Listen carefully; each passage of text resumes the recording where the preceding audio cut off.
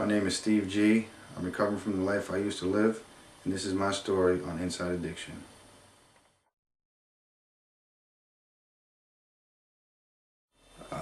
Growing up for me, let me see, I didn't realize it was dysfunctional probably until I was about 11 years old. It just didn't seem odd to me that my father wasn't really there for like family functions and everything. But I found it, comfortable to seek him out when at times when he would be, my father was an alcoholic. So I didn't really get that, like I said, until I was about 11 years old. And, the family made us think about it, per se. But up until then, it seemed normal that he would go to work, come home, be drunk, my mother would yell, and I would play with my toys, and then after she get done yelling with him, I would go seek him out in his world, which would be on the couch. I'd go curl up in his cubbyhole and spend time with him. I mean, that's how I got close to my father throughout pretty much my early mental growing stages. Then I started really wanting to be closer to him more than I already was, and try to maybe understand and bond with him by occasionally taking sips of his beer. My father was a beer drinker. And then he turned into vodka. But growing up, it was dysfunctional, but then it wasn't. Maybe I made sense of it. I have a younger brother who I couldn't stand while I was growing up. I hated him. He always wanted to play with my toys and break them. So I kind of, exiled him from my room, per se. We never really owned a house. Now I understand there was a lack of financial stability with the alcoholism.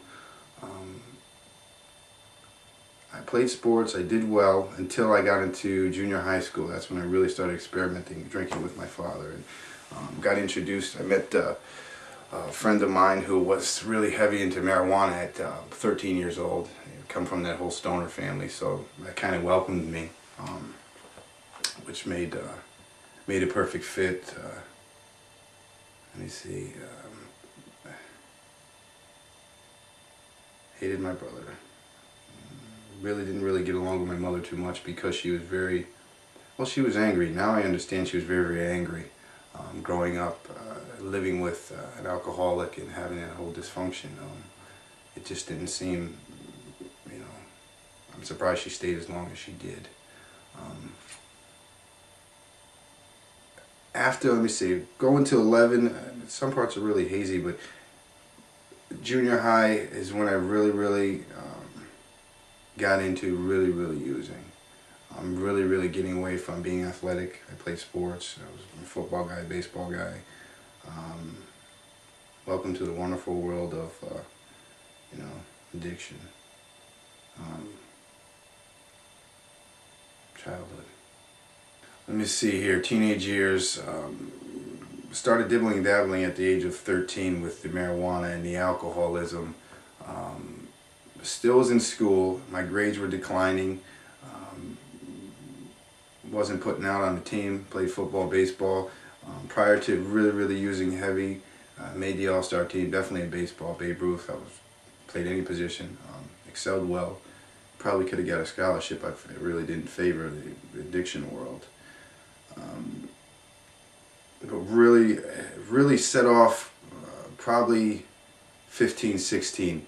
When I really started thinking that I could do and make money with this particular thing, because my parents, they really weren't, the wealthiest people, perhaps even have any wealth at all, struggling with the addiction and never really owning a home. In fact, to my understanding, never owned a home. Like I said before, always moving, so it was difficult. 15 years old was my first arrest. School dance, bought some marijuana. After the dance, usually what the kids do is they go to like McDonald's and Burger King and then the bowling alley type of thing after the school dance. And I had some marijuana and I didn't want to hide it in my pocket, so I hid it in my deodorant.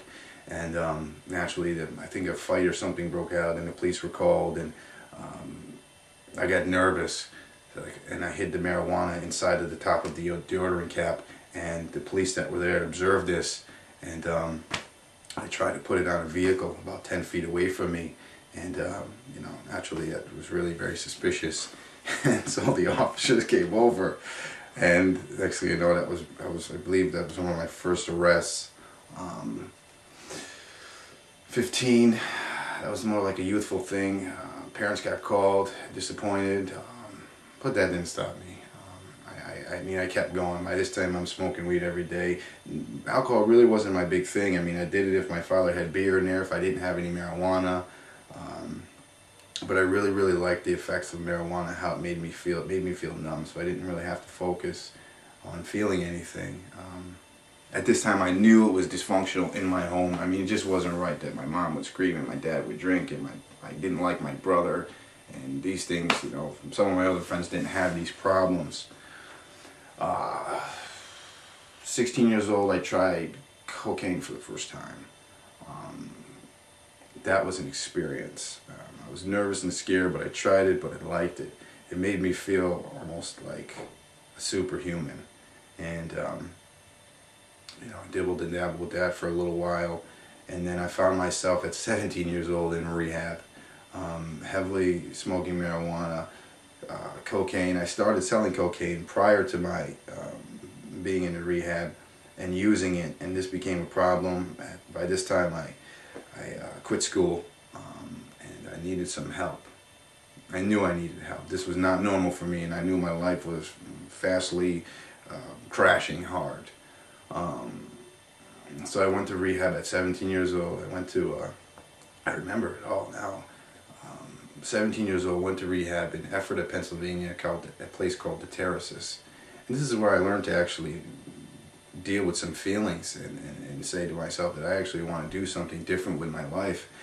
Interesting story too is that, you know, I mentioned that my father was an alcoholic, and you know, at this time, you know, he was heavily into his addiction, and you know, he actually came and entered the facility too as a patient as well.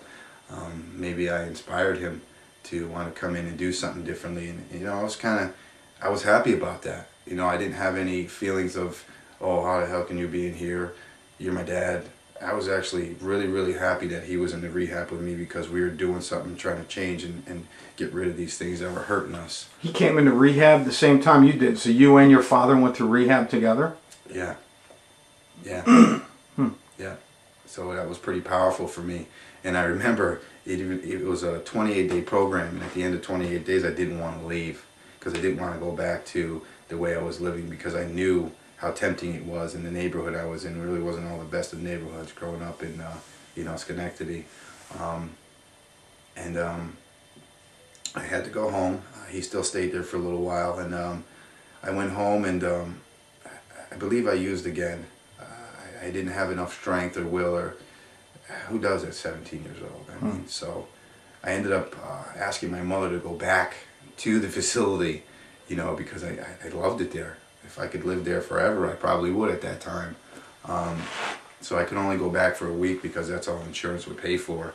And then I had to come home and really face this battle, you know, for the next upcoming years. And my father, you know, fortunately and unfortunately came home, and you know, was doing well for a short period of time. They realized that, you know, their marriage was over with my mother. So that was kind of a shocking blow. You know, gets clean, comes home, the marriage is over, and here you go.